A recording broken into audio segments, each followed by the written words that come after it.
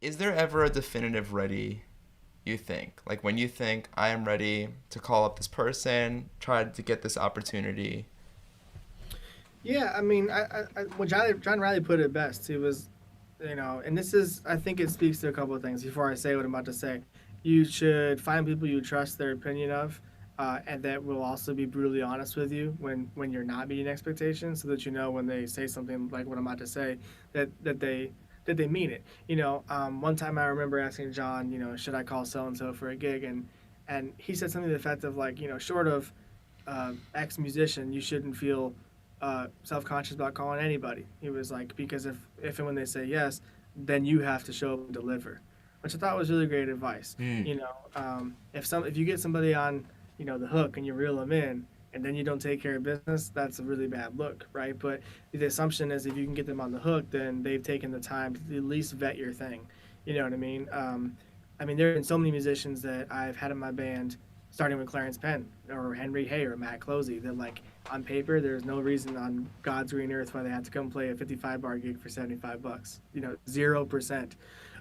But I think that there's something, I have to believe there's something that's redeeming about how I either A, go about the business, or B, that the music is something they're interested in being, or the people see that in the band they want to make music with, and I just, I think stay ready so you don't have to get ready is a thing that I try to live by, But there are certain situations where saying no is actually a really good look too. Yeah. It killed me forever in college. Rich Perry would call me, and so would Donnie. And when Donnie would call me, I'd rarely ever be able to say yes.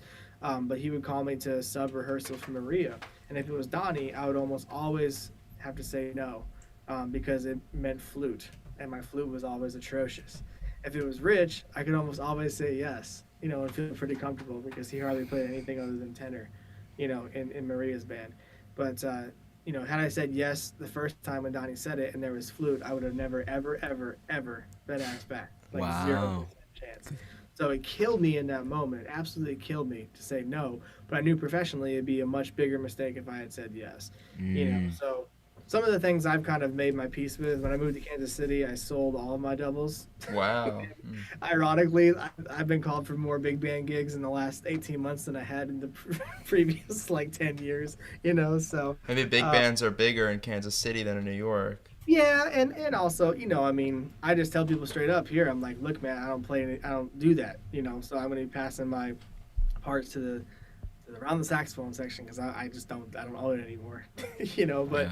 um, yeah, you want to be. I think the thing too that you want to be thought of by your peers and potential employers is you don't have to be number one. And again, this is all coming from John Riley. To be honest, you don't have to be number one in everybody's list, but if you can be in the top 10, top 25, of people that consider you on that instrument, especially in New York, that means you're doing something right.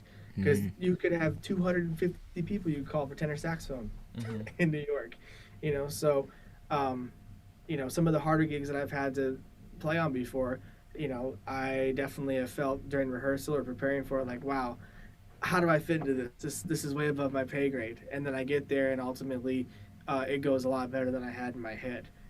So I think that's also part of it too. Is also having the self confidence to get through it, but also not the arrogance to think that it'll be fine.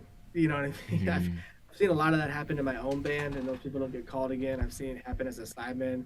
People, don't take care of business. So I think staying ready is as much about being musically prepared for the moment as it is about being a well um, adjusted human being, to Yeah. be quite honest. So hope that answers that question a little bit. Yeah.